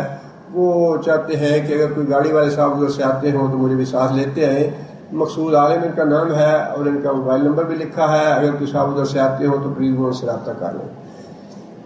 ایک سوال یہ لکھا ہے وَلَوْ شَاءَ اللَّهُ مَا فَعَلُوهُ، اس کا مطلب یہ ہے اگر اللہ نہ چاہتا تو وہ یہ کام شرک والے نہ کرتے. سوال یہ ہے اس سے ثابت ہوا ان کی گمراہی اللہ کی چاہت سے ہے، واضح کریں. یہ مسئلہ تو میں نے اپنی حد تک استطاعت کے مطابق کوشش کی تھی واضح کروں، لیکن یہی لگتا ہے کہ میں مسئلہ واضح نہیں کر سکا. بات یہ ہے کہ اللہ کی مشیت کے علاوہ تو دنیا میں کوئی کام نہیں ہوتا. اللہ کی مشیت کے بغیر نہ تو چور چوری کرتا ہے، اللہ کی مشیت کے بغیر نہ کوئی قاتل قتل کرتا ہے، نہ کوئی ڈاکو ڈاکہ مارتا ہے، نہ کوئی نمازی نماز پڑھتا ہے، نہ کوئی صدقہ خیرات کرنے والا صدقہ خیرات کرتا ہے، اور نہ ہی کوئی حج عمرہ کرنے والا حج عمرہ کرتا ہے. اللہ کی مشیت کے بغیر، اللہ کی مشیت کے بغیر اس دنیا میں کوئی پتا بھی نہیں ہلتا. یہ ہے اللہ کی مشیت. اور اللہ کی مشیت جو ہے وہ انسان کو کسی صحیح یا غلط کام کرنے پہ مجبور نہیں کرتی. اصل میں اس کا غلط فہمی اس وجہ سے ہوتی ہے کہ اس کا معنی ہم اردو میں کرتے ہیں چاہنا، یعنی اللہ نہ چاہے تو ایسا نہ ہو، اللہ چاہے تو ایسا ہو. اصل بات یہ ہے کہ یہ جو لفظ ہے یہ ہمارے اندر غلط فہمی پیدا کرتا ہے. اللہ کا چاہنا اور ہے، ہمارا چاہنا اور ہے. اللہ تعالیٰ جو چاہتے ہیں اس میں کوئی خطا یا غلطی نہیں ہوتی. ہمارے چاہنے میں خطا اور غلطی ہو جاتی ہے. وہ واقعی ہدایت کا مستحق ہے. اللہ جس کے لیے چاہتے ہیں گمراہی، وہ واقعی گمراہی کا مستحق ہے. اللہ جس کے لیے جنت چاہتے ہیں وہ واقعی جنت کا مستحق ہے. اللہ نے جس کے لیے جہنم لکھی ہے وہ واقعی جہنم کا مستحق ہے. اللہ کے چاہنے میں اور ہمارے چاہنے میں فرق ہے. دوسری بات یہ ہے، ایک ہے لفظ اللہ کی مشیت، دوسرا لفظ ہے اللہ کی رضا. اللہ کی رضا، اللہ کی رضا جو ہے وہ صرف نیک لوگوں کے ساتھ ہے، نیکی کرنے والوں کے ساتھ ہے. تقوی کو اللہ تعالیٰ پسند کرتے ہیں، اس میں اللہ کی رضا ہے. نماز میں اللہ کی رضا ہے، روزے میں اللہ کی رضا ہے، حج اور عمرے میں اللہ کی رضا ہے، صدقہ خیرات میں اللہ کی رضا ہے. لیکن جو دوسرے برائی والے کام ہیں اس میں اللہ کی رضا نہیں ہے. اللہ کی رضا نہیں ہے اس میں. قاتل کے ساتھ اللہ کی رضا نہیں ہے، اللہ کی مشیت ہے. چور کے ساتھ اللہ کی رضا نہیں ہے، اللہ کی مشیت ہے. ڈاکو کے ساتھ اللہ کی رضا نہیں ہے، اللہ کی مشیت ہے. شرابی کے ساتھ اللہ کی رضا نہیں ہے، اللہ کی مشیت ہے. ان دونوں میں فرق ہے. اللہ کی مشیت کے بغیر تو آپ جس راستے کی طرف ایک دفعہ قدم اٹھاتے ہیں، اگر آپ نے اس پہ توبہ کر لی، آپ واپس پلٹ آئے، تو اس کا مطلب یہ ہے کہ آپ نے نیکی کا راستہ اختیار کیا. اب آپ اللہ تعالیٰ کی رضا کے ساتھ شامل حال ہو گئے. مشیت تو پہلے بھی تھی، لیکن رضا جو ہے وہ اب اللہ کی آپ کے ساتھ شامل ہوئی جب آپ نے نیکی کا راستہ اختیار کیا. اب اگر ایک آدمی برائی کا راستہ اختیار کرتا ہے اور وہ توبہ نہیں کرتا، وہ برائی کے راستے پہ چلا ہی جاتا ہے آنکھیں بند کر کے، اب اللہ کی مشیت تو اس کے ساتھ ہے لیکن اللہ کی رضا اس کے ساتھ نہیں ہے. یہ دو الگ الگ چیزیں ہیں. اللہ کی رضا جو ہے وہ صرف نیکی کے ساتھ اور نیک لوگوں کے ساتھ ہے، اور اللہ کی مشیت جو ہے وہ دونوں طرف ہے. مشیت ادھر بھی ہے اور ادھر بھی ہے. اور اللہ تعالیٰ کی مشیت جو ہے نا، اس کا معاملہ ویسا نہیں جیسا ہماری مشیت کا معاملہ ہے. اللہ کی مشیت جو ہے اس میں کوئی غلطی اور کوئی خطا کا امکان نہیں ہے. اللہ اسی کو نیکی کے راستے پہ چلائیں گے جو نیکی کا مستحق ہے، اور اگر کوئی برائی کے راستے پہ جا رہا ہے تو وہی جا رہا ہے جو برائی کا مستحق ہے. اس کے بارے میں تفاسیر میں بھی تفصیل سے لکھی ہے. اگر اب بھی بات واضح نہ ہوئی ہو تو آپ تفاسیر سے پڑھ لیں، انشاءاللہ امید ہے یہ واضح ہو جائے گا. جو شخص زمین کو ٹھیکے پہ دے کر ایک ہی بار پیسے وصول کرتا ہے اس کا حساب کیا ہے؟ اگر ایسا معاملہ ہے تو امید یہ ہے انشاءاللہ جب وہ پیسہ وصول کرتا ہے اس وقت وہ اس کی زکوٰۃ ادا کرے.